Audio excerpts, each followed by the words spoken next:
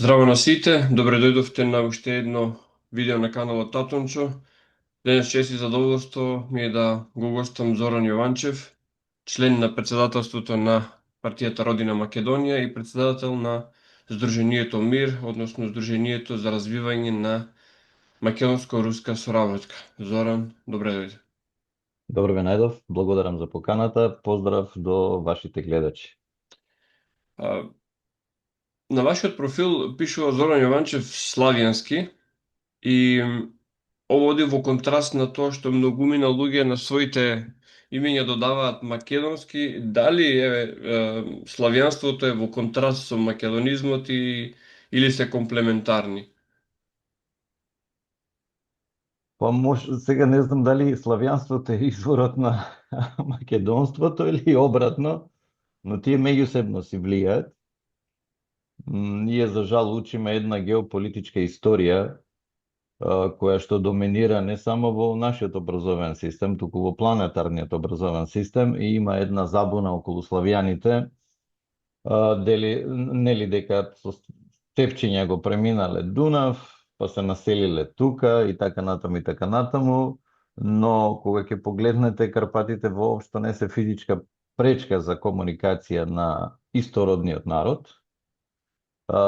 Имате слободен простор од тука до Украина преку Русија, впрочем тоа се случувало во минатото, односно ние се движиме во еден круг на постојано движење на една голема маса на еден истороден народ, кој што да кажеме од древните времиња, од времето на Хипербореја и Ариевците се симнува кон Индија, иде па Месопотамија, Македонија, па повторно иде нагоре Украина и така натаму.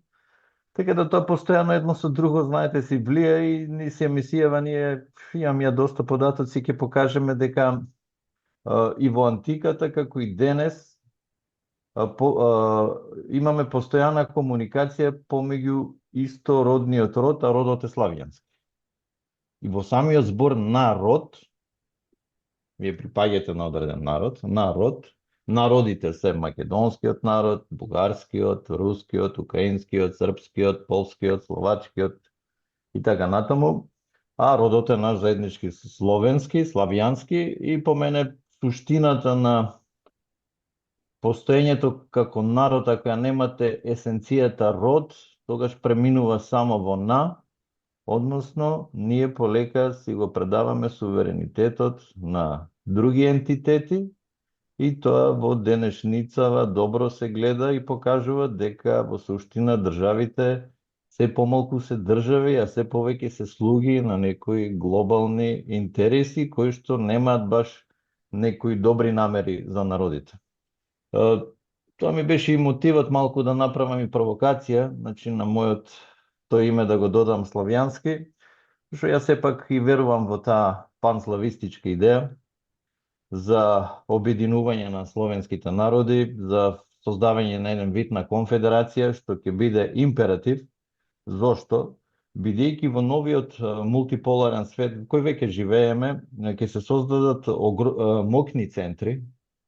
Тука пред се ќе ја спомнам Кина, која што е отприлика 1,2 милиарди народ, Индија преку 1,4 милиарди народ, африканските земји галопираат напред со население, а европските народи, тука вклучително и словенските, имаме пат на населението и веќе имаме проблем за физичко екзистирање на нашите простори и земји.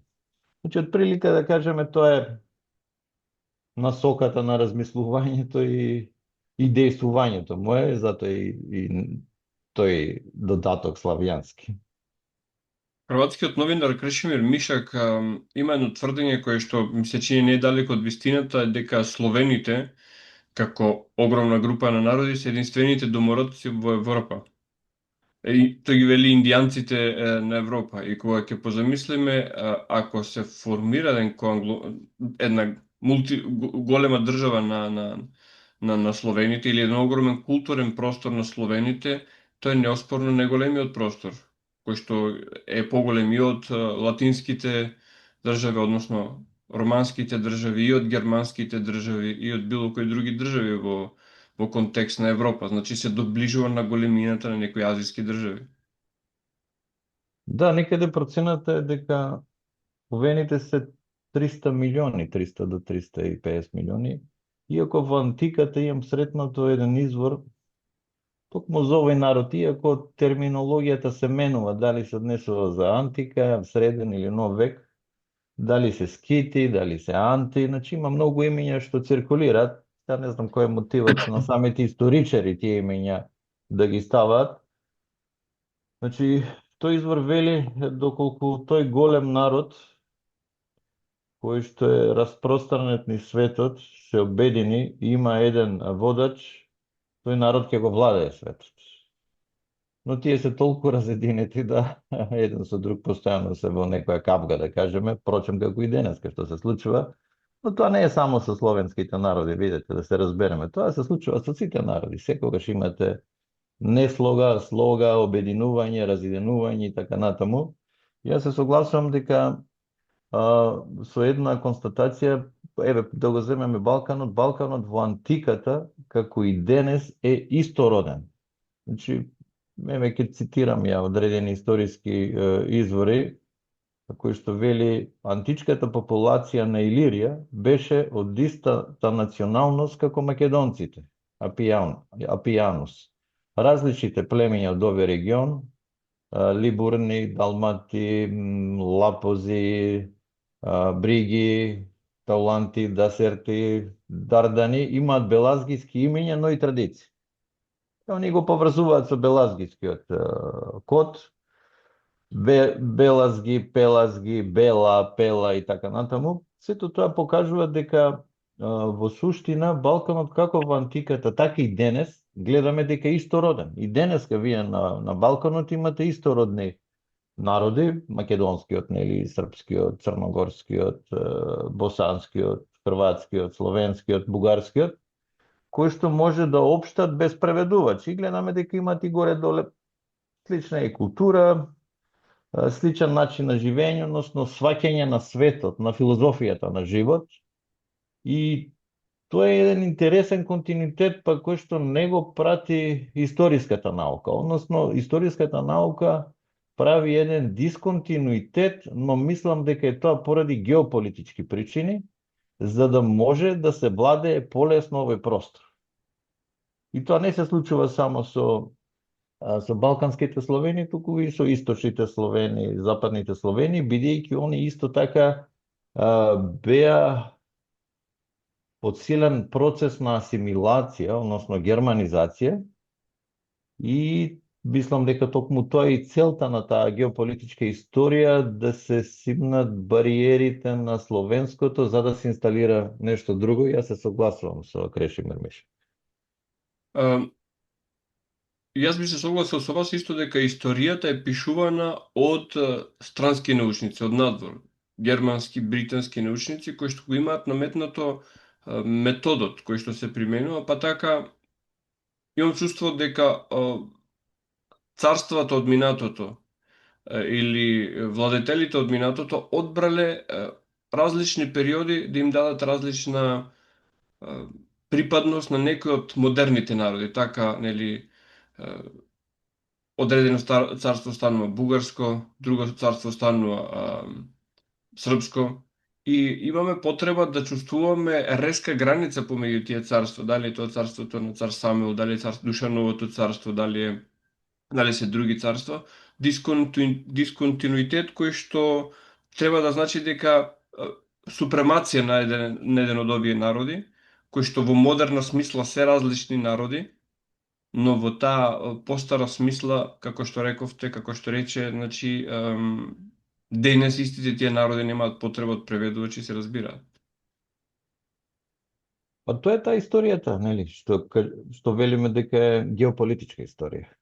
Например, за цар Душан знаеме дека е именуван како македонски цар, нели, Рашаните, Власите и така натаму, бугарите. Но кога ќе погледнете картата на царството на цар Душан, таа отприлика се пресликува како картата на цар Самуил, териториите на владење. И сега имаме бугарски цареви, тоа е многу спорен термин, но ќе се заплеткаме во геополитичка историја која што само ќе не подели. Така. суштината, онаа правата суштина е дека истородниот народ во одредени периоди различни родови го водат. Различни фамилии, различни семејства, но припаѓаат на истиот род.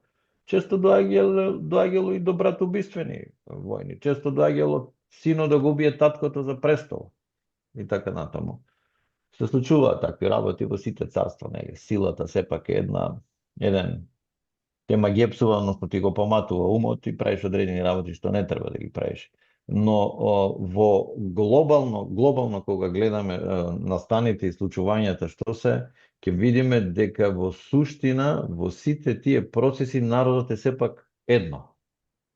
Ние гледаме низ очите на 20-тиот и 21-виот век во време кога не постоеле нации. Нацијата е, нели, политички термин, измислен некаде во 19-тиот век, 18-тиот, 19-тиот век и повторно има геополитичка примена да се подели родот за да може полесно да се владее таа територија. Нели, се создадени нации и граници каде што се поделени народите. Кога ја гледаме историјата во минатото, треба да ги тргнеме очилата на националното, за да подобро го разбереме суштината на тоа обединување и ќе дојдеме и до суштината дека токму обединувањето го прави силата, односно правецот во 21-виот век кој што треба ние да го полека да го фатиме, бидејќи она што го гледам е дека ние како славјани, но и како европски народи изумираме доколку останеме на оваа патека, која што е патека која не е својствена за нашиот род и која што прв пат ја одиме после милениуми постоење, да не дадам нека точна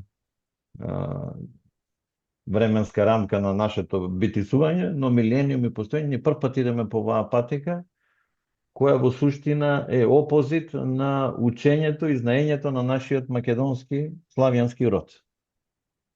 Сега овде ми се наметнува на вистина една тема која што ќе звучи како една дигресија, а дали тоа не е поврзано со напуштањето на традиционалниот начин на живење, односно живењето на село, каде што производството на храна е во центарот на живењето, дека сега селата и нивите ги покриваме со соларни панели, сите сакаме да живееме во висококатници и на сличен начин и тие селски подрачја или планински подрачја во лето е како што е сега, ги горат пожари, нема кој да ги изгасне, нема кој да ги заштити тие места и едноставно сме жртви на модерниот начин на живот кој што го увезовме од запад. Тоа токму така, видите, македонскиот јазик е прекрасен. Значи, кој е најдоброто место за живење на еден род? Природата. Природата. Таму е твојата позиција, како род, како човечки род. Токму напуштањето на тој начин на живење и преминување во град го носи тој пат. Прифаќањето на западните вредности, каде што во прв план ја ставаме индивидуата, а подоцна колективот, напуштањето на традицијата, напуштањето на чистотата на жената, сега може некој тука ќе изреагира и така натаму, но нашите предци многу добро знаеле како се раѓаат силни деца. Многу добро знаеле, прашувале од чија фамилија е детето.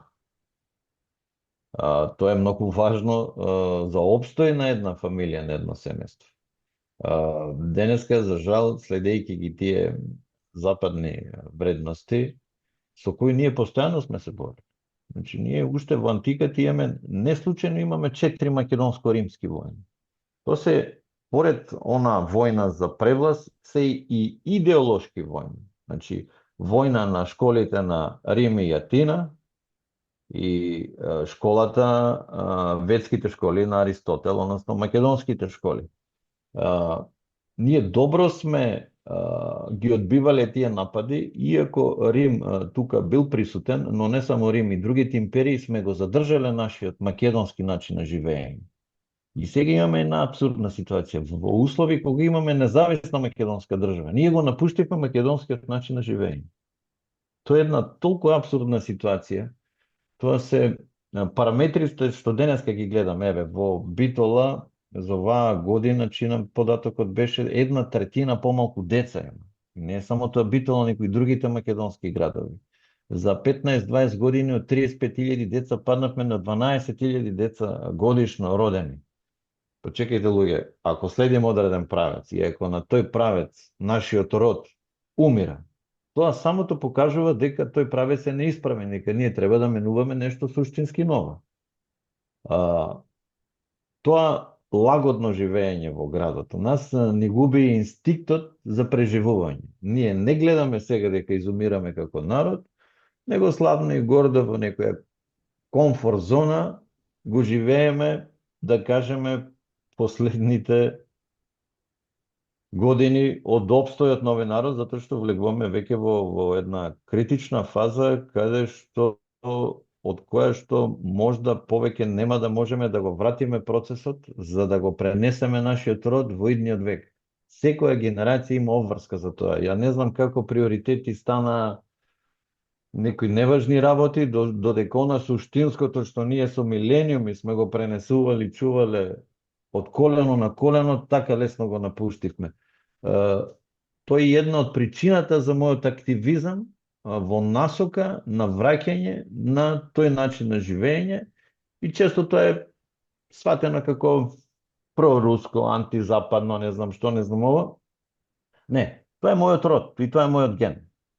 Едноставно јас се однесувам како што се однесувале моите предци, да го заштитам мојот македонски народ од влијанија кои што се многу штетни и да покажам насока и правец кој за мене е насока која што мислам дека ќе го спаси македонскиот род. Некој доколку има друго решение и ова сосема е природно да се избори за тоа решение. Јас многу сакам борба на идеи, затоа што во суштина, нели, самата суштина на демократијата е борба на идеи. Ние денеска го имаме истото едноумие како што го имавме во комунизмот, дури полош. И сега ние ги немаме тие дискусии зошто нашиот народ се помалку го има, зошто младите се иселуваат, зошто животот во село не е атрактивен и така натаму, но тоа треба нас сите здравомислички македонци да не активира, за да можеме да создадеме систем за да може човекот да живее на село. Ние во овој момент сега имаме систем, тоа е добро испланиран концепт, да создадеш услови комфорни во градот, а да ги направиш многу потешки доколку би живеел на село. Тоа е глобален концепт. Тоа е концепт на депопулација. Наместо дојде војска да те со сила да те однесе во затвор, ти доброволно влегуваш во затвор, во еден кафез, во една зграда, во еден стан и таму престојуваш доброволно, користејќи ги алатките на привидот, тоа е телевизијата и така натаму. Тука има една забелешка која што морам да ја дадам, а тоа е дека методите на владење кои што владетелите кои што владеат низ цел свет ги применуваат веќе не се методи на оружје и на груба сила, туку се суптилни. Први се наметнуваат вредности, еве многумина, особено млади луѓе сакаат да имаат убави големи бесни коли. Да претпоставиме дека тие млади луѓе работат нешто за да ги добијат, постојат неколку начини, или е криминал, или е задолжување во банка.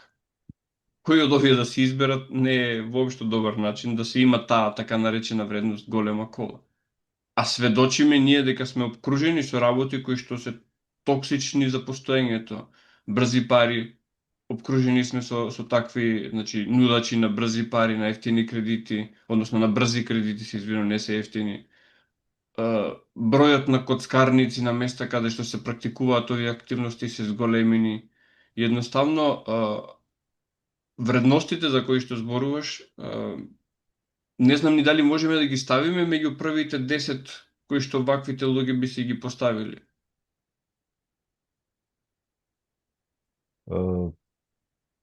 Па се е избор.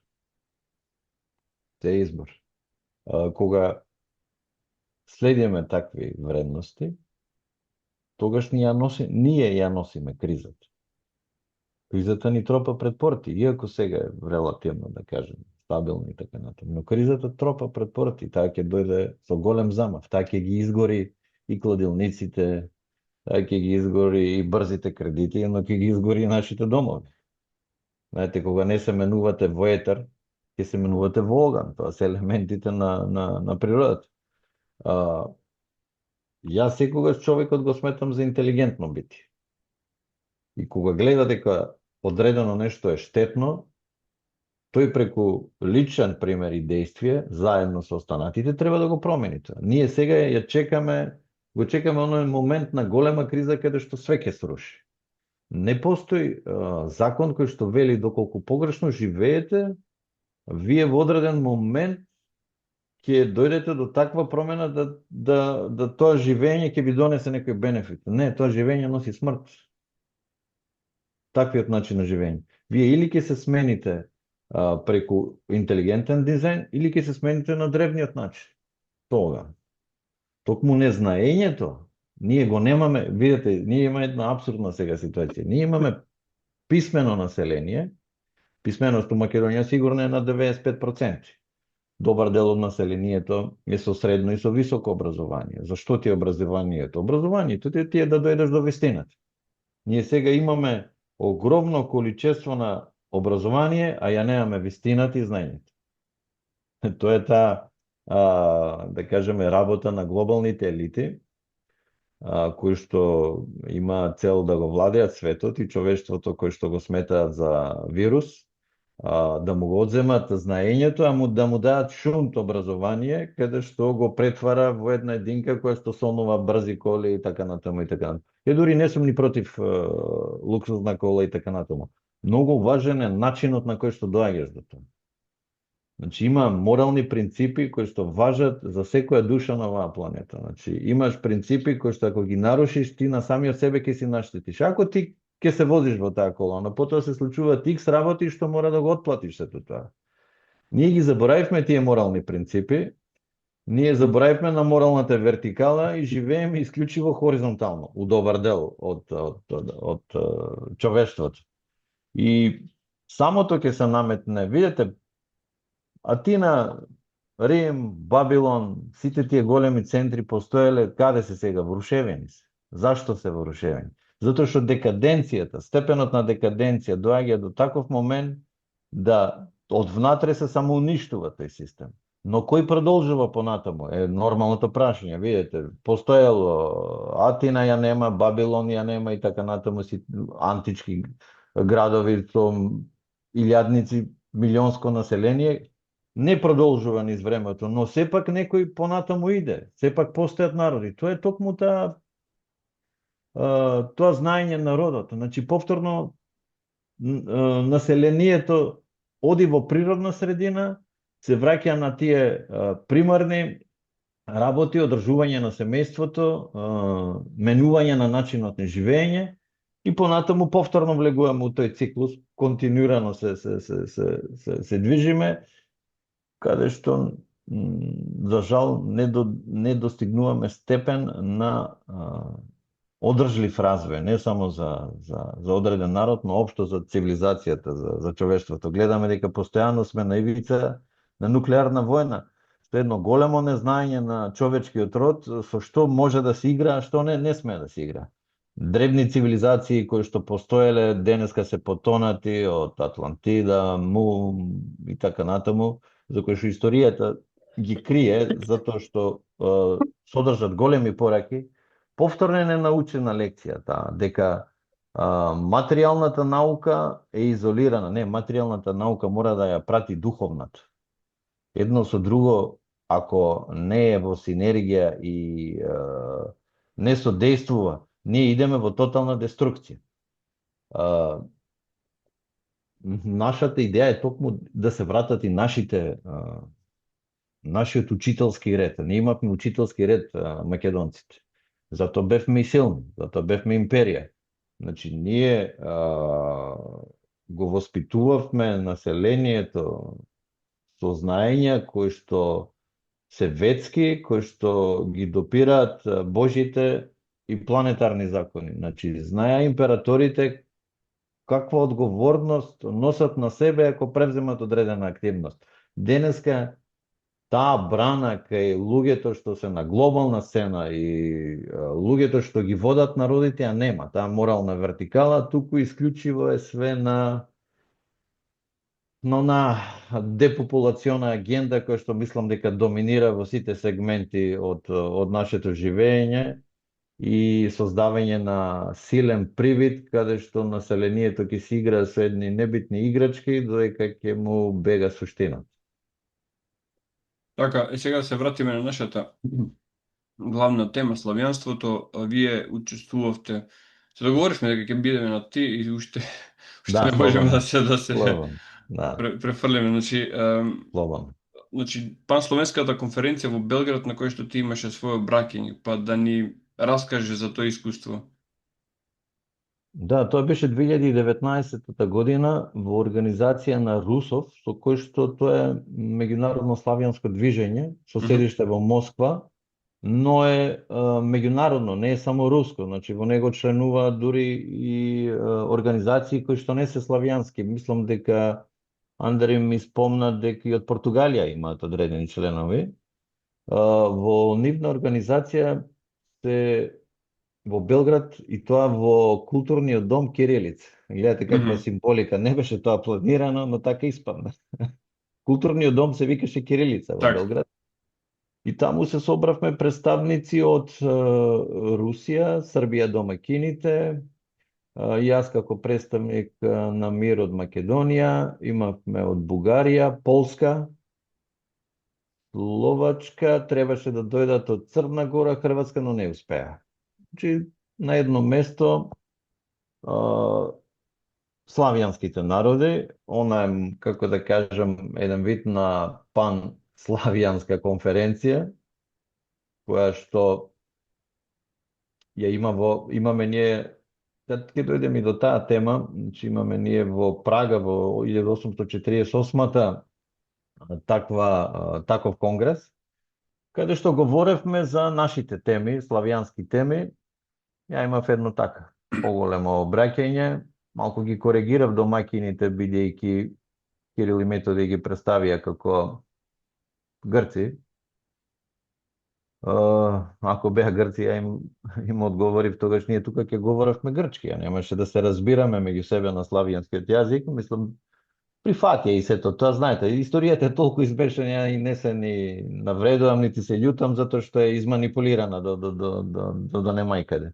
Така имавме една прекрасна конференција, разменивме искуства, мислења, многу позитивна, која што требаше да прерасне во традиција, но за жал, веднаш потоа ни дојде короната, па украинско-руската војна, не успеавме тоа да го пренесеме, имав ја идеја и тука да ги свикаме во Охрид, да ги однесеме, многу убава символика ќе беше, но здравје, ќе дојде време за тоа, сигурно Бог си има своји планови и во право време ќе се створат услови за такво нешто и тука да организираме, да ги повикаме тука кај нас. Каде што мислам дека Македонија одиграла голема улога во заштита на славјанството, во тие процеси на асимилација, поготово со мисиите на светите Кирил и Методи, каде што западните словени се заштитуваат од се посилното влијание на германизација. Тоа исто е интересно да кажам дека ние со Русов имаме подпишано договор за културна соработка и одлично соработуваме на тој план.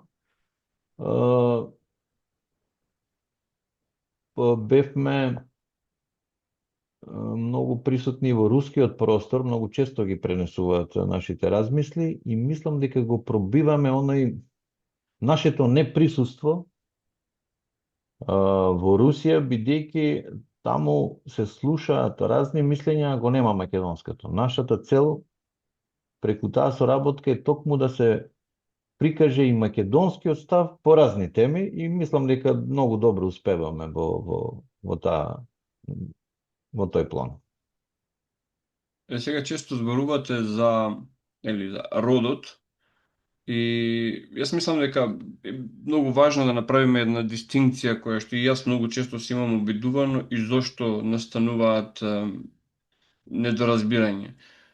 Гледам многу луѓе во патриотски занес зборуваат за македонската нација која што била стара неколку илјади години и би сакал да ти да дадеш една твоја дистинкција, дефиниција народ и нација и зошто нацијата не може да биде стара неколку илјади години. Нацијата може да биде стара 200 години, не повеќе. Нацијата е политички термин, она што јас што вели зад завесите го имам доста истражувано, читано и така натаму. Нацијата е геополитички термин создаден од семејства кои што имаат глобални апетити да го поделат родот за да може полесно да го владеат. Народот, самиот збор, нашиот јазик е прекрасен. Значи не треба да имаш некое високо знаење за да сватиш за што се работи. Народ ти кажува дека е природен процес на обединување на истородно население во еден род, односно создавање на народ. Македонците на почетокот обединиле 8 рода, подоцна 16 рода и ја создале античката македонска држава и го создале македонскиот народ. Тоа е еден природен процес на создавање на народ. Тоа е тоа древно нешто кое што има милениумско битисување. Нацијата, ние имавме југословенска нација. Југословенската нација траеше колку? Од 45 до 91, тоа е 46 години. Откако се изгасна Југословенската нација, повторно дојдовме до есенцијата. Секој народ си создаде држава, повторно. Се возобнови државата на македонскиот, на српскиот, на хрватскиот и така натаму. Премногу акцент на нацијата значи дека влегуваме во привидот на тоа што не е суштествено за нас. Но во денешни услови многу е важно да се развива македонската нација, односно сите народи и народности што живеат тука да чувствуваат припадност на македонската нација. Тоа е еден политички правец што мислам дека во Европа многу скоро ќе се растори. Дека можеш африканци, мароканци и не знам што да направиш французи. Да, додека има благосостојба, но кога ќе исчезне благосостојбата, секој у своето гето ќе се затвори. Тоа не дека тоа е моја измислица, него времето го докажало тоа. Така да многу забуни се прават околу тоа народ и нација и многу често се прифаќа таа игра дека македонската нација е од 45-та. Да, од 45-та е македонската нација, но македонскиот народ е милениумски народ. Значи, пред 2-3 години го поминал тој процес на созревање и создавање на народ. Политички термин на нација. Значи, да, ние 45-та година, 2 август, Асном, сме ги удриле темелите на македонската нација, но не само на македонската нација, и на македонскиот кодифициран јазик. Но народниот јазик постои 2-3 години. Јазикот македонски постои, но кодифицирањето по нормативите е од 45-та. И тука гледам и Европската унија го злоупотребува сето тоа, се сака пред нашиот јазик да додаде современ, а и нивните јазици се современи.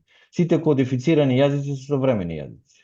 Едноставен пример, модерниот англиски јазик и тоа како се разликува од јазикот на Шекспир, например. Многу се разликува, дури мислам дека нема да може да се разберат едни со други. Вук Караджич прави страшни реформи во српскиот јазик, каде што се оддалечува, да кажеме, од старословенскиот, и ние правиме таа реформа за волја на вистината, нели? Ама видите, тоа е еден нормален процес на созревање. Знаете, во едни други услови, каде што постојат политички нации, вие мора, и тоа е планетарен процес, вие мора да го фатите тој чекор. Не можете сега вие архаично да говорите, па сите различно говорат, но добро е да се направи по мене балансот, да се зачуват македонските дијалекти, да се документираат, и ние имаме прекрасни дијалекти, архаични зборови што се со многу силни пораки, со многу силно значење, и секој да си го говори кодифицираниот македонски јазик, што впрочем ми се случува. Нормално, мора да се унифицираш. А, лошо е што, знаете што, доминира привидот. Целта е да се збуни населението, да се протурка одреден политички проект. Знаете, се релативизираат нештата, а после се наметнува нешто што е во суштина негирање на македонскиот народ. Значи, они преку мешањето на нацијата и кодифицираниот јазик сакаат да ни ја пресечат историјата и да кажат да, па македонците постојат 45-та. Да, од 45-та како нација постојат. Но пред 45-та постојат како народ. Има такви дела што голем дел од народите може да ги сонуваат. И тука ни треба некако поинтелигентно да изиграме, односно да ја сменеме, мада немаме моќ, ние не сме присутни на медиумите, зборам на националните медиуми, имате папагали кои што имаат за цел да го збунат народот, а не да го наполнат со знаење. Они сите си ја заборавија основната функција. Медиумот и новинарот, главна задача му е да дојде до вистината, а не да му се допадне на соговорникот или не знам што. Значи, главната задача е да допреме до вистината и да ја пренесеме вистината, за да може населението преку тој природен процес на созревање да дојде на патека која што ќе се пренесе во наредниот век, односно ќе го пренесе народот во следниот век. Не можете со лага и манипулација вие да живеете предолго. Јас се сеќавам добро, 91 година имав таа несреќа да бидам последната септемвриска генерација во ЈНА, регрути. И 18 години, значи политички неук, тотално, неписмен, табула раса. Појдов Југославија, нема шанси да се распадне големата Југославија, пета армија во Европа и така натаму. Сите тие работи што преку медиумите ни ги наметнаа. Ја дури отидов во Словенија, така ме регрутира во Словенија, во Логатец, 1200 километри од тука. У првите 15 дена јас огледав состојбата. Дека ова нешто не чини, дека не е како што треба. Џабе медиумите го презентираат тоа дека е све супер и така натаму. Да ја имавме вистината, ние многу подобро ќе поминевме од тоа што помина распадот на Југославија. Затоа е суштински важна вистината, да се знае какви се работите, ги поставиме работите на право место. Така ќе спасиме многу души, ќе спасиме, ќе се оттргнеме од лошите сценарија кои што се припремаат. Ние сега влегуваме во сценарио повторно на балкански судари внатре во самиот Балкан со истите поделби: бугари, македонци, срби, хрвати и така натаму. Тоа надворни се проектира. Мора да се излезе тоа. Ако не излеземе, штетите и по нас, и по бугарите, и по србите, и по хрватите, и по сите, и по албанците, и сите тука што живеат ќе бидат на оној стар начин, крв до колена. Така, на начинот на кој што нели ветува Косово дека ќе се ослободи од србите и дека ќе биде се во ред, ама на истата таа земја која што ја бомбардираа со осиромашен враниум, сега треба да живеат истите тие албанци, така што не верувам дека се посебно срекни заради тоа. И се молче за тоа. Вие имаш италијански контингент кој што прави анализа зошто неговите војници кои што се стационирани на Косово нагло заболуваат од рак. Чекајте, каде е таа наратива во главните медиуми? Па и кај нас онкологија е полна со млади веќе од 20-25 години добиваат леукемија и така натаму. Зашто ние да не истражиме што тоа нас не убива, што е тоа толку страшно? Така. Тоа е геополитика. Кога спомнавте за служењето војска во Словенија, значи јас сум помлада генерација, но има луѓе, значи од твојата генерација што служеле во Словенија и во Хрватска, особено во Словенија, значи за тој период, 89-та, 90-та, 91-та, кажуваат дека, а бидејќи беше обврска да се излезе надвор од касарната со униформа, дека не секаде биле добре дојдени војниците на ЈНА, без разлика на нивната националност. Па ја 20 септември 91 стигнав, за 7 дена претепување имаше на регрути во Љубљана. После тоа се се промени таа одлука дека надвор може во цивилка да се излегува. На заклетвата го немавме оној викенд што ти следи, нели, твоите родители доаѓаат и така натаму, само 2 часа се видовме. Значи, од првиот ден ја влегов од идеална слика Југославија, братство, единство и така натаму во една слика каде што ја не можам да излезам повеќе од 2 часа надвор од касарната. Суштината ми е дека ако не баратаме, ако не со вистината, ако не ја говориме, правиме еден привид во кој што и ние сме жртвата. Ретко кој тоа го разбира. Гледам сите се борат да бидат водачи, водаче многу одговорна работа, он не само што треба да ги има во предвид материјалните гледишта, туку треба да ги има и духовните. Духот е над било која материја, затоа што со неговата непромислена акција он предизвикува таква штета, не само штета врз огромен број население, туку штета и врз самиот себе, врз самото негово постоење и развојот на неговата душа. И мислам дека мене што ме грижи, ме загрижува, што ние лекцијата од Југославија не ја научивме. Јас ја гледам истата наратива денеска за Европската Унија. Во суперлативи, таму е прекрасно, пари паѓаат од небо, на дрво растат, се берат и така натаму, а никој не гледа што се случува во Европската Унија, каде што автохтоните европски народи се заменуваат со други народи, каде што следењето на таа декадентна идеологија западната, која што се подпира на школите на Рим и Атина, на кој што ние во континуитет сме гледале со презир, го носи падот на таа империја од внатре. Они многу често сакат преку заканата од Русија да го покажат дека тој пат доаѓа со нуклеарен напад на Русија. Не бре луѓе, сите параметри на опстојот на европските народи се негативни. Сите империи прво се растурале од внатре. И многу често ја правам таа паралела, бидејќи на собствена кожа го имам почувствувано сето тоа, бидејќи беше, јас само дел од тие настани имам кажувано што се случувало во ИНА, мада тоа може треба да има и посебна емисија, затоа што после тоа дојдов тука, регрут, па не нарекуваат дезертери, па имаше малтретирање психичко и така натаму. Не учењето на грешки од минатото значи дека тие грешки континуирано ќе ти се повторуваат и во суштина ќе се движиме во еден многу мал круг на обстој каде што постојано животот не тера да научиме грешката за да направиме чекор напред. Ние име сменивме за Европска унија. За една декадентна, недостојна унија за која што не би сменил чорапи. Ние име сменивме и тоа го прикажавме како многу висок чин на државност. Јас имам, се извинувам, моја теорија и моје мислење до тоа, дека не сменивме. Тие не сменија, добро, да. Не сменивме ништо ние, како што ни европските народи не се многу весели околу фактор дека сега треба да плаќаат 5% од БДП за наоружување.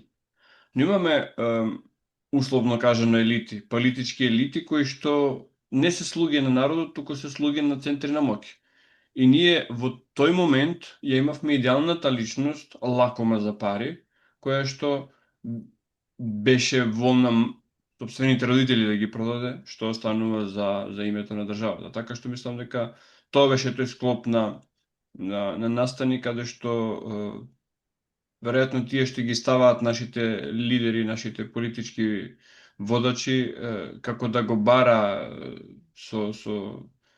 со фенер да го бара тој човек кој што ќе биде доволно луд да ја направи таа постапка. Ние имавме и други лидери кои што се обидуваа, но не беа доволно луди или храбри, како сакаме да кажеме, да го направат тоа и го најдоа вистинскиот човек и ја заврши таа работа, а гледаме дека сега резултатите или последиците од тоа не се тие што се ветуваат. Значи, НАТО го добивме за да плаќаме чланарини во НАТО, а Европската Унија не се ни зборува за Европската Унија. А кој го најде тој лидер? Центрите на моќ. Центрите на моќ. Тие се И од озгора, западните. значи не зборуваме луѓето, центрите на моќ. Види, испреплетено. Значи, ЕУ е цивилната компонента на тие центри на моќ. Што значи цивилна компонента? Тоа значи он ти го дава идеолошкиот правец, односно стилот и начинот на живење кој што содействува на западната цивилизација, односно на школите на римјатини. И тоа Мелони во едно интервју многу добро го кажа, јас што го говорам веќе со години, да не кажам децени, вика ние западната цивилизација треба да се вратиме на христијанските вредности и да се вратиме на школите на римјатин. Значи, они самите си кажуваат, но ретко кој разбираш то тие школи на римјатина проповедаат. Токму они тоа го проповедаат што денеска е главен стил и начин на живење на грото од европската цивилизација. Тоа е нивен начин, стил на живење и јас со тоа немам ништо против. Искрено ви кажам, тоа е избор. Тоа е ваш избор. Тоа се перверзиите, хомосексуализмот, материализмот, Консумеризмот. Да, и ги имаме како археолошки пронајдоци уште од антиката. И тоа е навистина така. Ветските школи, вие да кај да копнете на словенска земја, вие нема да најдете сексуален акт на керамика. Ќе најдете природа, ќе најдете маж, жена, ќе најдете семејство, космички символи и така натаму. Тоа е нашиот начин на живење. Ние така сме избрали. Значи, тие глобални елити, Европската унија се создадува за да си го направат тој начин на живење. При тоа, САД има воената компонента, каде што има 1000 сега милиарди долари буџет има, Кина со 1,2 милиарди има 300 милиарди буџет. Воен. Таа е воена компонента за да го држи светот постојано под воена тензија. Они така си се организирани. Така сакаат да живеат. Тоа е нивен избор. И добар дел од нашето население, поради материјалните добра, претежно, односно во целост си емигрира на запад. Подобри плати, материјалната наука таму е поразвиена и така напред. Се е тоа избор, но тој избор каде не носи? Ги имаме сите параметри на нуклеарен холокауст. Ги имаме сите параметри на изумирање на западната цивилизација. Тоа не е моја желба, но ја ги кажем бројките, ја ги гледам бројките. Значи, во цела западна цивилизација наталитетот е под 2 деца, 1,2 е сега. Они ќе паднат под 1 и ние со нив. И ние со нив. Добро, тогаш иднината на кого му припаѓа? Значи, тоа се во Европската унија се прави на многу едноставен начин со постојано увезување на уште од Рим го имаат правено. Значи, имам следено предавање на еден италијански професор историчар кој што објаснува дека проблемот со недостаток на човечка компонента уште во Рим се решава со увезување на луѓе од надвор. Тоа порано биде готи, визиготи, значи различни а неретко и нели европски народи, односно афрички народи кои што и ден денеска перифериите на сите големи европски градови се веќе етнички периферии, не се периферии на локалните држави. Ова не е нешто ново во историјата. Атина, например, благородништвото толку било неспособно веќе да работи било што, увезувало од Африка работна сила. И тој процес на крај довел до падот на Атина. Значи, ние го имаме во историјата тоа.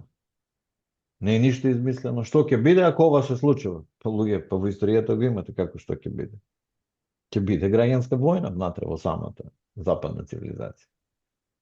Зошто ние да не се оттргнеме, бидејќи нашите предци, фала им и обврскање кон нив, ни дале македонски начин на живење. Ни дале нешто што сме успеале родот 2 до 3 милениуми да го пренесуваме низ времето и простор. И што е константа. А при тоа имаме планетарни дела. Значи, зборам на потегот Охрид, Солун, Пела, имате од Кадмо, па Свети Климентовата школа, Кирил и Методи, писменост. Имате варваризам, писменост која што го описменила светот, односно го спасила славјанскиот род од асимилација од туѓи култури. Значи, имаме планетарни дела каде што едни кинези ни се поклонуваат. Сите народи источни, кога ќе им кажеш Македонија и македонци, ти се поклонуваат. На Западот гледаат да не уништат. Ја не сакам Западот да го уништам. Не сум антизападно настроен. Јас само ги кажувам процесите. Зошто сакате да го уништите македонскиот род и народ? Токму она што кажа за промена на името, дека ние не го променивме. Точно е. Ако се сеќаваш на ПИМ мерките, предистражни мерки, на разговорот на Груевски со Заев во Александар Палас, Заев се фали дека позади него стои моќна странска служба. Мислам дека во владата беше Не, тој во разговор. Александар Палас беше, во Мгм. хотелот. Беше сниман. Тоа е ПИМ мерки, значи судот издава дозвола да се сними одреден Така. разговор по претходни приложени докази дека постои одредено кривично дело. И тој разговор излезе на интернет. Значи он се заканува со западна служба. И сега кога ќе погледнете промената на името како се случи во Република Македонија, се случи со шарена револуција. Шарената револуција која организираше? МВО секторот, невладиниот сектор. Невладиниот сектор од кај се финансира? Од западните центри.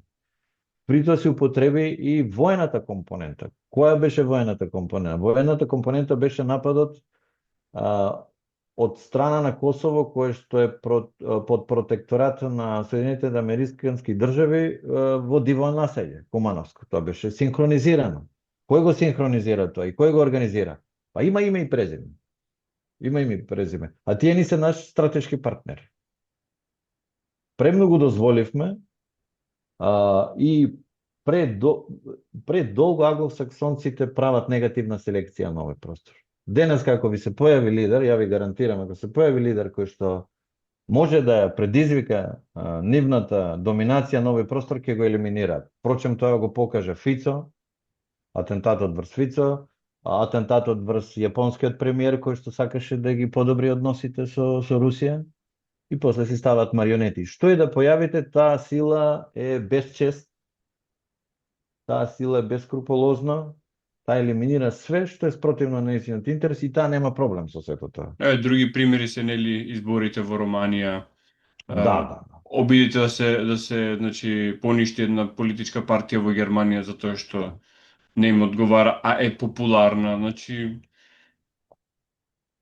во денешно време испаѓа дека оние политички сили или едноставно генерално движења кои што имаат популарност треба да бидат као полуилегални за да се заштитат самите себе си.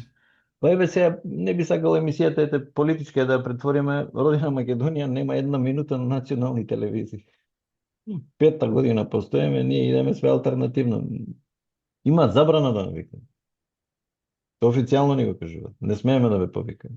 Зошто не смеете? Ние не сме радикално. Радикално ни ја да си го сакам својот македонски народ и да верувам во македонскиот начин на живење. Дури и да сте радикални, значи, повторно, семантика во зборовите, радикално не е ништо лошо. Екстремно може би да биде лошо, но радикално е да се земат работите од корен, нели? Така Да, што, таа е таа манипулација со термините. Да, што ние наметнува. така, баш вчера слушав едно предавање на еден, не сум сигурен, значи, Рој Казагранда, како потекло има, голем познавач нели, на источната култура, особено на арапската, кажуваше за значењето на различната употреба на синоними кои што всушност и не се синоними. Например, што е држава, што е земја. Мгм. И такви некои слични работи многу пати во лошата употреба на одредени термини не водат кон погрешни заклучоци за работите како стојат. Токму така. А особено, би сакал и со тебе да го искоментираме тој феномен заради новите технологии, заради влијанието од Холивуд, серии, телевизија, филмови, пола од јазикот на современите луѓе, не велам само на младите, е полн со термини кои што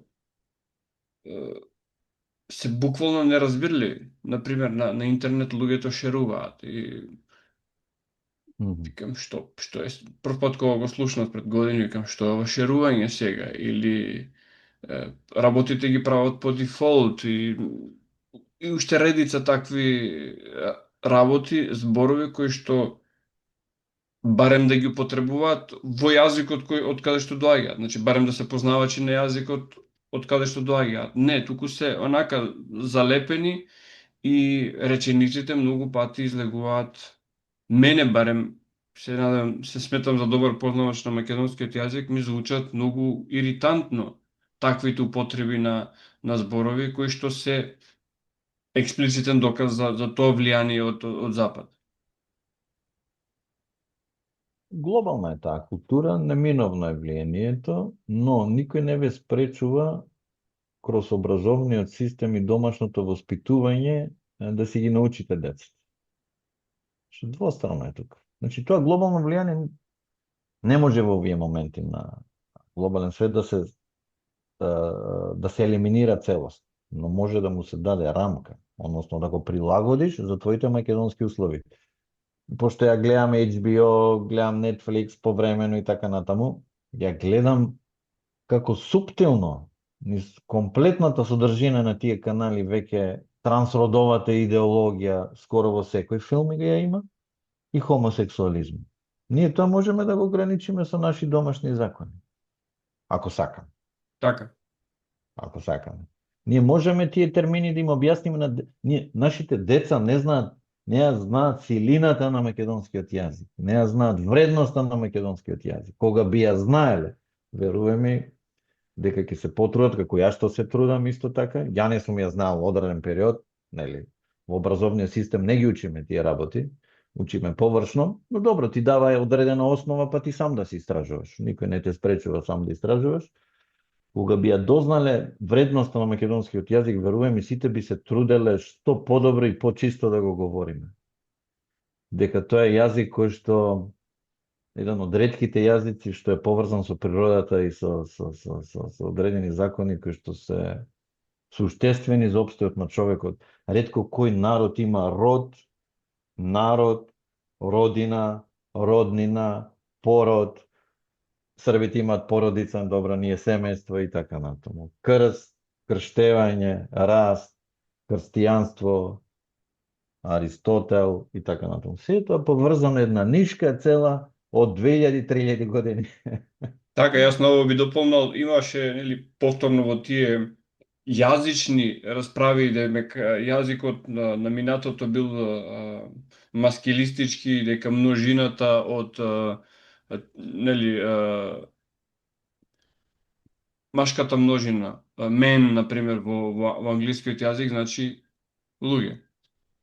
И зошто треба сега да биде од или човек значи мен. Зошто треба да биде мен? Па јас велам, затоа македонскиот јазик е превов, затоа што човек е нешто неутрално. Под човек се подразбира и жена и маж. Под луѓе се подразбира и мажи и жени. Значи, луѓе не значи мажи, не значи жени, туку значи општо, заедничко. И имаме таа убава, како да кажам, конструкција која што ретко кој јазик ја има. Па еве, убаво кажавте маж. Еве да го анализираме зборот маж. Ма е мајка. Нешто што те раѓа, така. Големата ма. Ние носиме име по големата мајка, македонците. Ж е живот.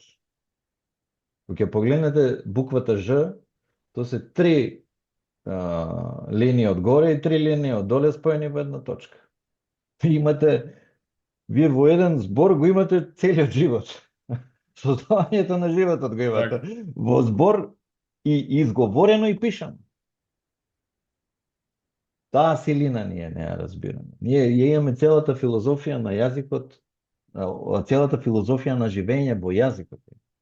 Ја опишува. Ја дава и символиката. Нашите, не случајно тука се трите писма, не случајно се македонците, да кажеме, авангарда на културата и писменост. Ова сме го потврделе со дела и не случајно ни се поклонува. Борам на истокот. Западот гледа да го засени, зашто Западот е плагијатор. Западот е инфериорен затоа што нема културни слоеви, односно има многу лоши културни слоеви. И затоа они гледа да го уништат тоа, односно да го преиначат. Затоа нашата суштина и нашата идеја е да се вратиме на тоа изворното. Таму е спасот. Кога ќе се напиеме од таа вода, ќе почнеме да се лекуваме. Се дека пиеме загадена вода, на привид од каде што многу вешто се манипулира со ниските страсти на луѓето. Тоа е доведено до совршенство, затоа што јас сум бил под истото влијание, да не се идеализираме се. Така, И под истото влијание ние сме биле, нели? Кога си помлад, мислиш све што лета дека се јаде, така велиме така, ние. Али задача на човекот е да еволуира. Не само материјално да се развива, секој сака подобар автомобил, секој сака да си ја среди куќата, да си направи нешто и така натаму, но и духовно да еволуираш, не само материјалното. И тоа по мене не е греф да си материјално ситуиран, но и духовно да еволуираш. Духовното значи го почитуваш комшијата, не на да му не козата на комшијата. Ја почитуваш средината во која што живееш, не ја загадуваш, ја браниш од негативни и штетни влијанија, служиш на својот народ, по принципите што ти ги оставиле своите предци. Ние не разбираме, ние слободата многу погрешно сме ја разбираме. Ке нас слободата е сватена да правиш што сакаш. А слободата е да го правиш тоа што треба да го правиш. За севкупен раст, твој личен, но и на твојот народ. Тоа е слободата. Како што Бог има слобода што сака да прави, а тој служи на универзумот, на нас ни служи да не направи подобри луѓе. Сите ситуации што ти се создадени се со Божја промисла. така. Да бидеш подобар човек. И да бидеш подобар народ. Тоа е суштината. Ние имавме првите свештенички редови, назариотите и така натаму. Ние имавме многу убаво устроена држава и општество кое што под привидот на материјалното богатство, нели станавме императори на светот. Почнаа братоубиствените војни, тоа е тој привидот на силата што не растори, ни го растори тој концепт, убави устроени учителски редови, духовни редови, војнички редови, благородништво кое што има континуитет од 1000 години повеќе.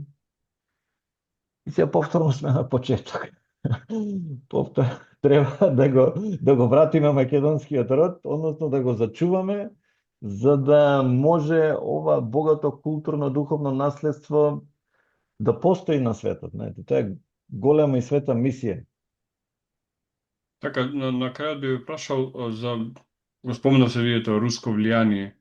Јас повеќе би рекол каков е односот на Русија кон славјанството и какви се пред се културолошките контакти со Русија, како во Русија се гледа на Македонија и како да речеме луѓето како тебе гледаат на Русија во таа смисла, значи не дали Путин е сега Да. најмокниот политичар на светот и Те слични разбирам. работи, туку зборуваме за Русија како културно подржје.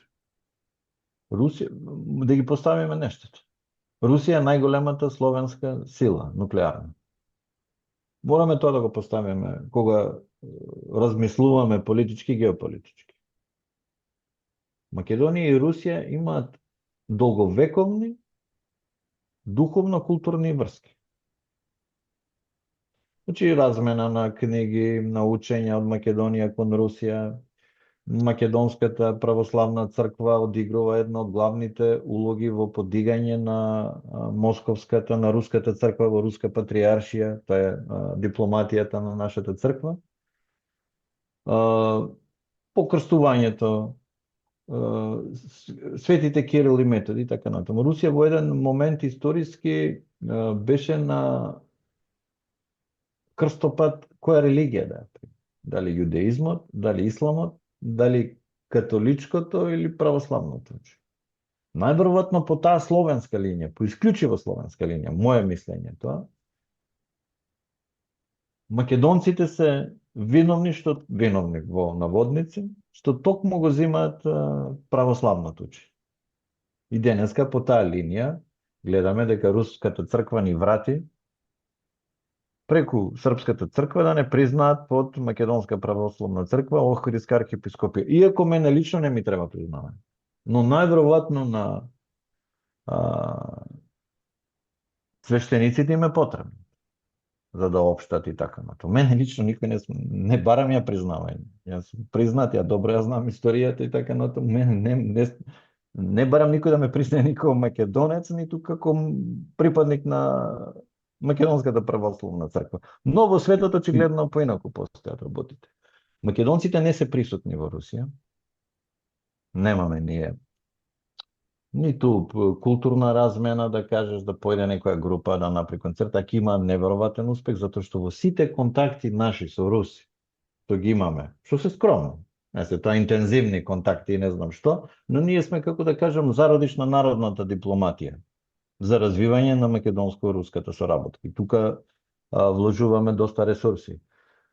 Значи, со огромно почитување се однесуваат кон македонскиот народ, историја и култура, доколку тоа им е соодветно презентирано. Ние имавме активности иницирани од Руси, кога ни менуваа име, во разни руски градови, го истакнаа македонското знаме, она што ни го променија, за поддршка на неменување на името. Имавме Санкт Петербург, Москва и уште неколку града, со фотографии ни пратија поддршка за неменување на името. Таа негативна слика што се создава за Русија, исто така е дел од една пропагандна машинерија, затоа што кога ќе спомнете Рус, као да сте се изгореле на рингла. Да бегате што подалеку, затоа што таа блискост и таа размена на културни и духовни добра помеѓу нашите народи низ вековите се добра основа за градење на многу добри македонско-руски односи во денешно време. И тоа е закана па за геополитичкиот интерес на тие глобални центри. Значи, измешано е све, не можеш да го одвоиш политичкиот од културниот дел, зашто тоа е све испреплетено. Културното влијание во суштина ти носи и политичко влијание. Можеш да направиш одреден договор каде што ќе поминува тука гасово, кој што на Македонија би носел приход од 200 милиони долари, например, на транзит, и да стане Македонија енергетски независна и наместо денеска да го купува гасот од 700-800 долари 1000 метри кубни, ќе го купува за 290 долари, па нема да имаш инфлација во продавниците, да ти се качуваат цените на прехраната и така натаму. Значи се испрепле. Ќе можеме да произведуваме енергија на газ, а не на јаглен. Па имаше понуда од Русија, мислам дека да се мислам дека беше за на Осломе или беше да се промени во гасна централа и да се приклучи на еден крак да има од тој гасовод, да може на тој енергент кој што во наредните 30 години нема замена. Гасот нема замена како еколошко гориво во следниве 3 децении. После 3 децении може да ќе биде водородот или не знам некој друг елемент, но гасот нема. И сега ние тука исто така лошо изигравме, но не се, тоа е па неукоста на политичката елита. Нашата задача е успешна во голем дел затоа што сме присутни не толку, не можете, знаете, Русија е огромна. Огромна, тоа се 11 временски зони. Но полека се повеќе рускиот народ се запознава со изворните народни идеи. И они ја направија таа разлика да го дистанцираат политичкиот дел од делот на народот, затоа што политичарите како такви сервилни ја поставија Македонија како непријател на Русија, но народот во огромен дел, тоа прават и они и анкети, западниви агенции, многу се нервираат поради тоа, 80% ја симпатизираат Русија. Но тоа е улога и на нас тука, бидејќи ние со пренесување на вистински информации ја даваме она и другата слика, па народот нека си одлучи. Дали ќе ја прифати сликата на западните центри или ќе ја прифати сликата на македонците кои што имаат директни контакти и познаваат одредени состојби и работи, кои што се надвори исто од Матриксот, дека Русија не поделила 1913, а со Русија тогаш владеат и западни монархистички семејства, па дворот во Атина има први братучеди во дворот во Москва, значи една погрешна исто перцепција која што се наметнува како наратив и сосема дефокусни прави од тие вистинските работи. Русија е неминовно најголемата, не можеме да го промениме тој факт, словенска сила, и ние треба со неја да имаме исклучително добри духовни, културни и други односи. Сега не би ги навел тие другите. Русите многу свечено го славаат 24 мај со отворени концерти. токму во честа на светите Кирил и Методи. Ние тука не видов дека имаме некои такви настани за нашите просветители. Имаме многу добра основа во иднина да развиваме македонско-руски односи и повторно ја таа идеја не се откажувам за идејата на панславизмот за конфедерација на словенски држави. Глобалниот свет што доаѓа, верувајте, тоа е огромна сила на народи во бројка. Бројките се важни. Не е важно дали јас сакам ова или оно. Бројките се многу важни. Ние денеска имаме неотоманско влијание во Македонија, кој што има многу негативни последици по Македонија и македонците, а немаме словенско-руско влијание. Односно го елиминираме. Тоа е еден самоубиствен процес што може да не чини живот. Зборам живот како народ. Така. И во таа насока ние сега возможно е од овие наши позиции да делуваме исклучиво културно. И така да делуваме. Дај Бог, утре задутре тоа да биде на ниво на парламенти, пратеници, наше присуство на евразиските конференции, каде што 2/3 од народот се собира во Евразија, се ствара еден алтернативен меѓународен поредок на англосаксонци. Тој процес е веќе во напредна фаза. Не говориме веќе дека ќе се создава. Се создава веќе. Се создава и сега тој што прв ќе се приклучи, утре ќе ги постава условите. Во политиката е така. Тој што спие дреме, на крај ќе му дојдат фалшливите динари од Југославија и ќе му ги земат девизните резерви, девизите. Тие ги си бркаат работа, ти ќе ги враќаш девизните резерви 20 години. Процеси кои што сме ги доживеале како народ и од кои што треба да извлечеме поука. И се надевам дека ќе извлечеме. Така, едно подпрашање овде поврзано со Русија, тоа е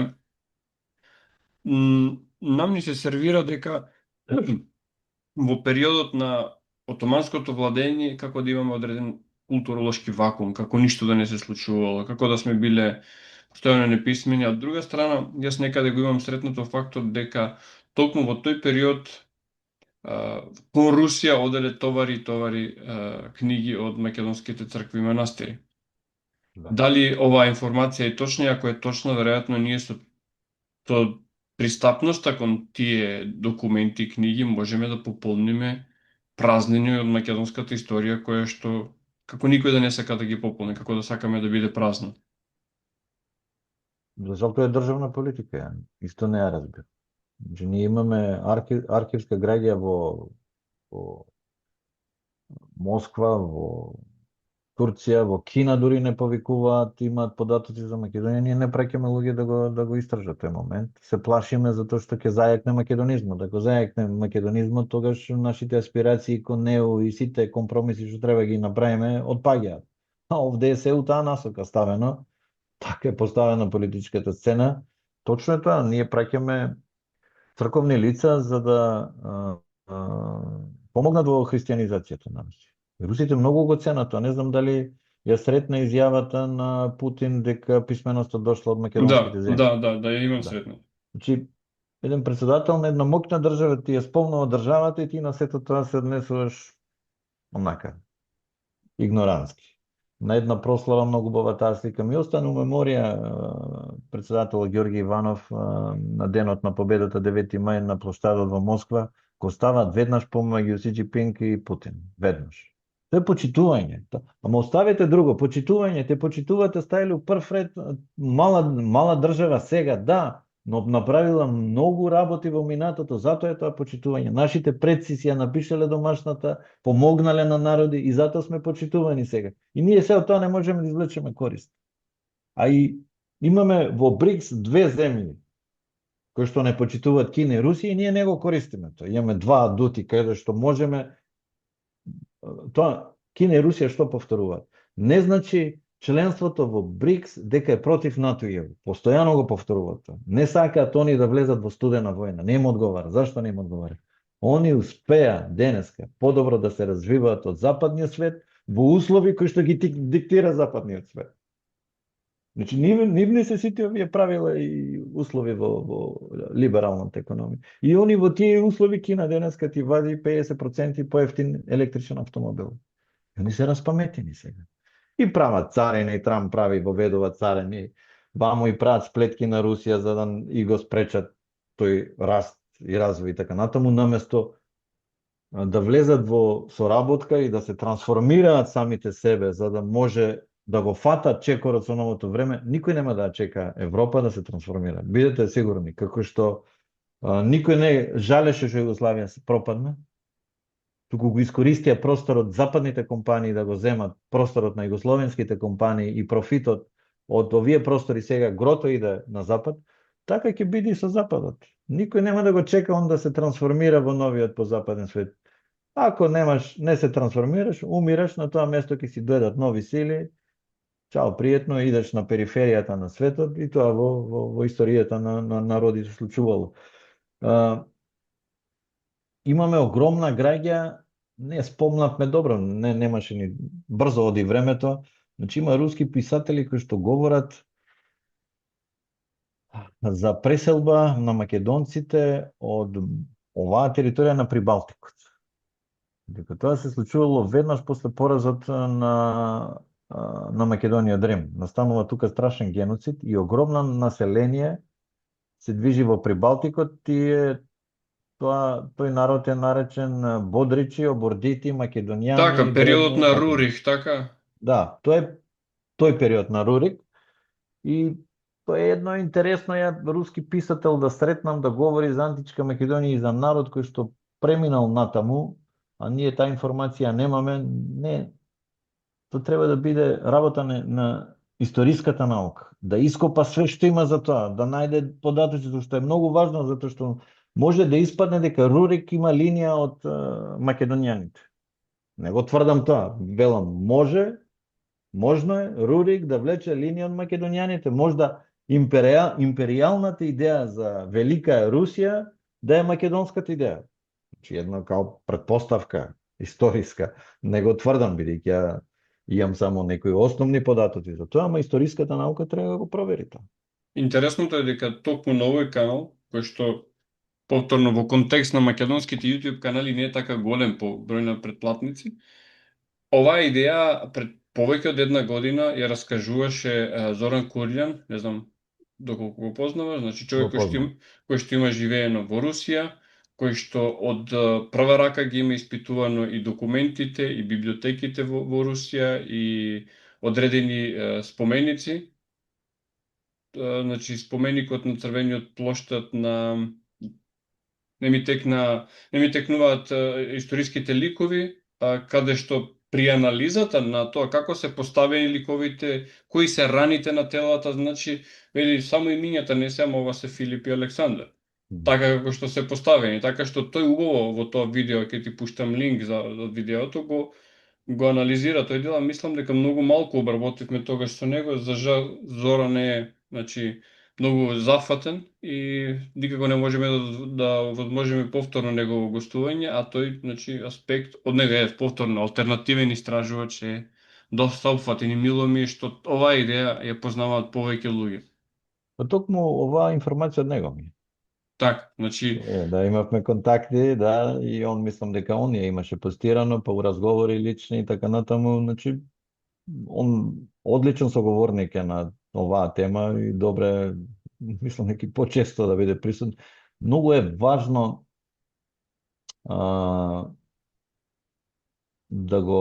да ги поставиме работите онака како што треба, затоа што тоа ќе не коригира и во оној друг правец политички, кој што е самоубиствен за нас.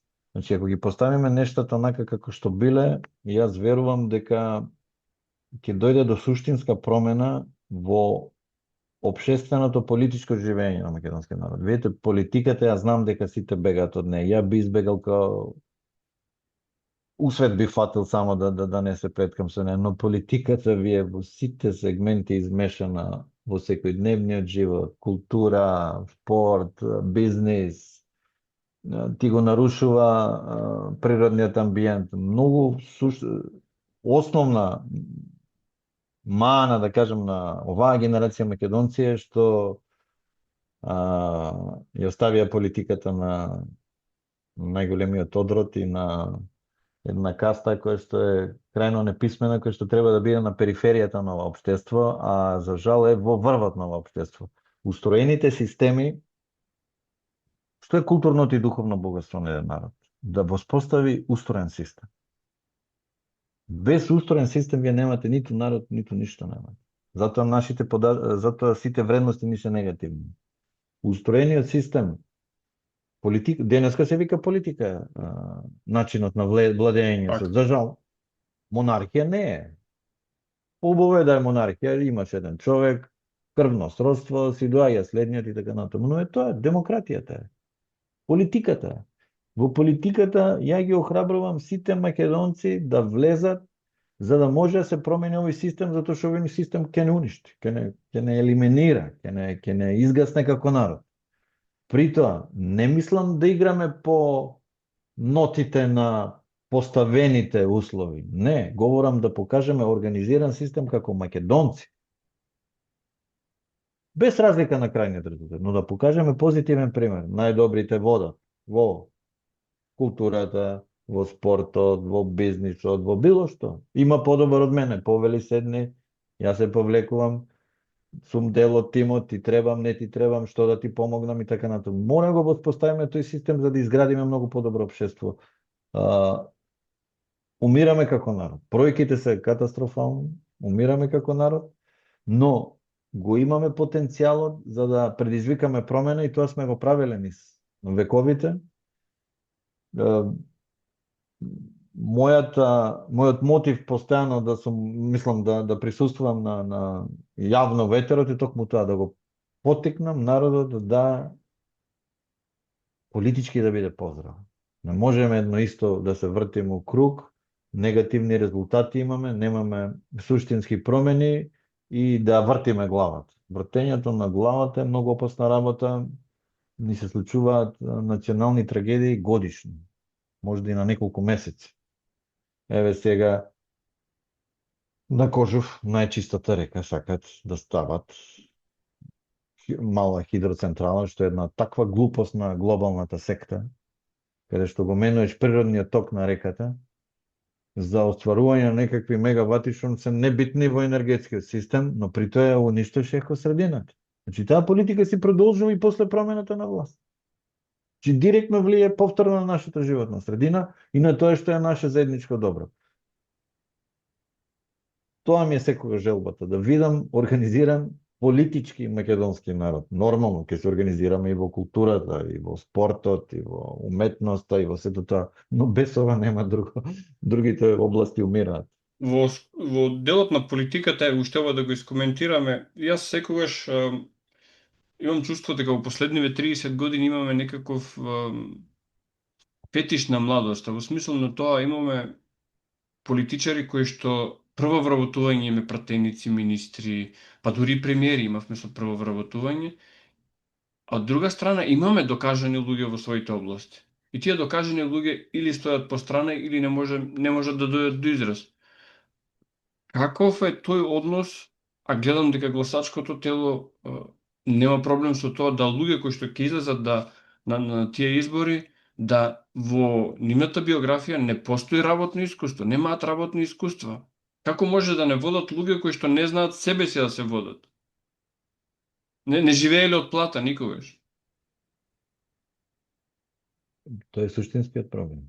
Значи, не смееш да влезеш во политика ако претходно не се докажеш на друго поле. Како тоа од клупа во политика, прво работно место премиер, министер или не знам што. И тоа треба да се забрани со закон. Политиката е арена на најдобрите. Ти на планет излегуваш на меѓудржавно ниво. Таму се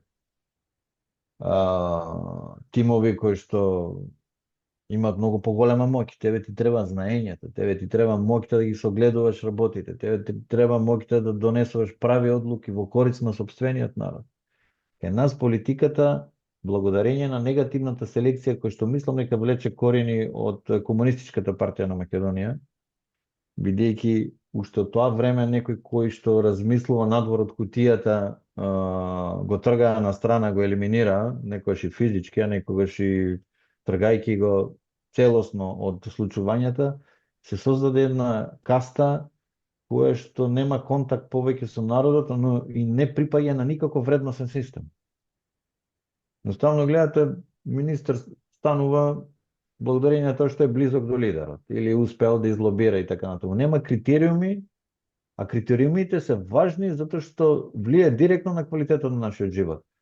А повторно е тоа поради недостаток на знаење.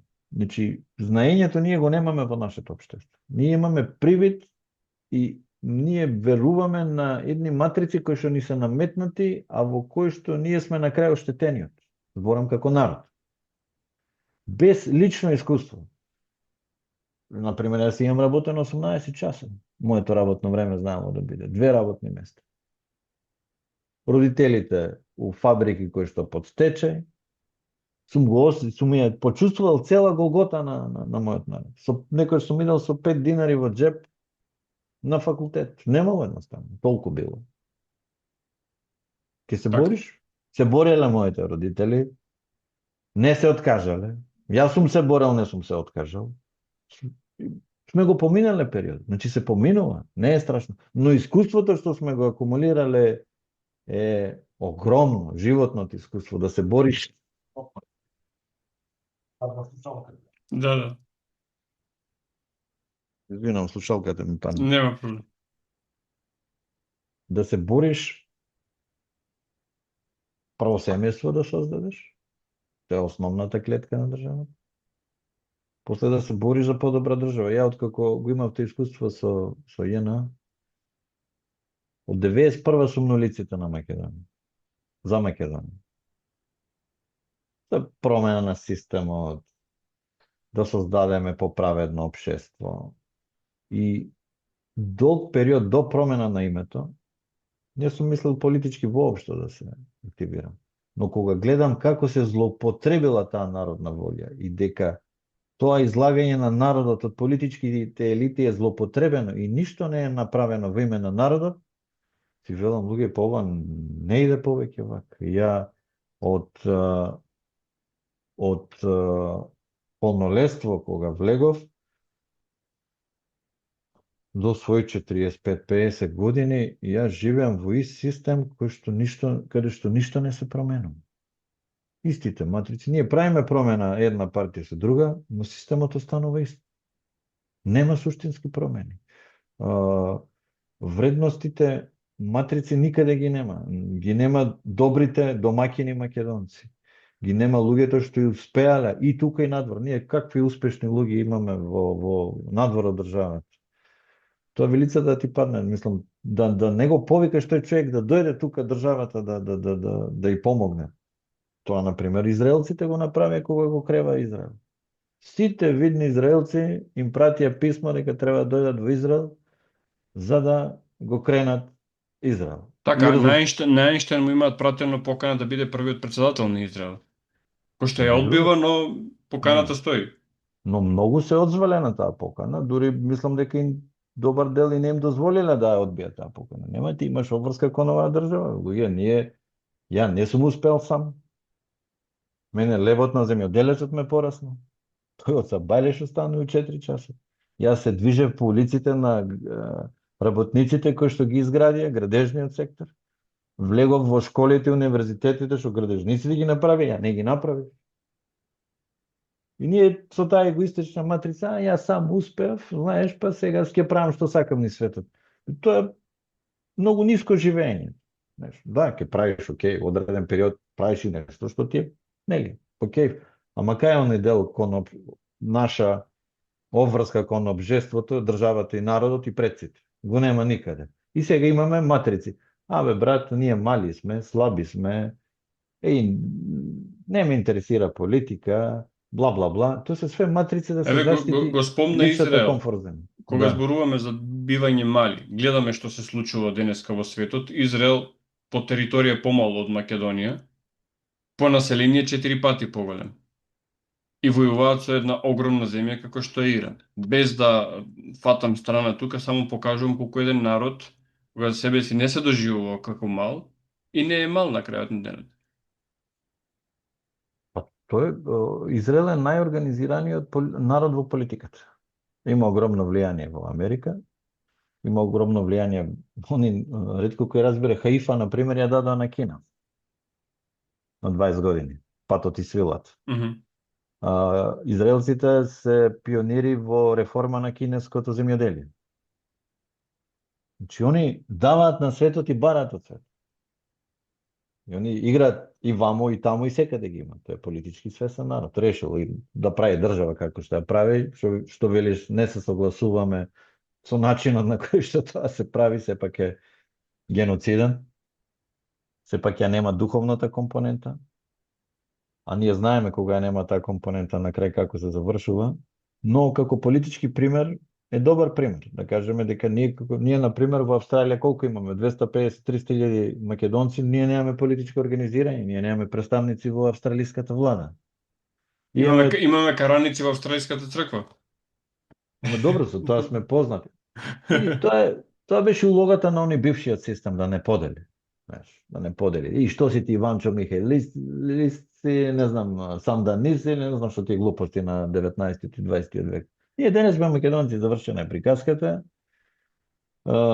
Треба политички да се организираме секаде. Ние немаме представници во грчкиот парламент, имаме малцинство во Македонија. Како не можеш политички да се организираш? Ќе се организираш преку, ќе направиш групација 300.000, ќе видиш како политичките партии ќе ти дадат понуда. Ние немаме политички, во Пиринска немаме политичко организирање, а исто така сме многу. Не има на секаде. Значи, политичкото организирање пред се, а после ората, песните и сето тоа, односно сето тоа екзистира заедно. Не сум против прославите и тие работи, но никој нема политичкиот момент, а е важен ако сакаме да обстоиме како народ. Кога имаш политичко влијание, верувај дека ќе те почитуваат.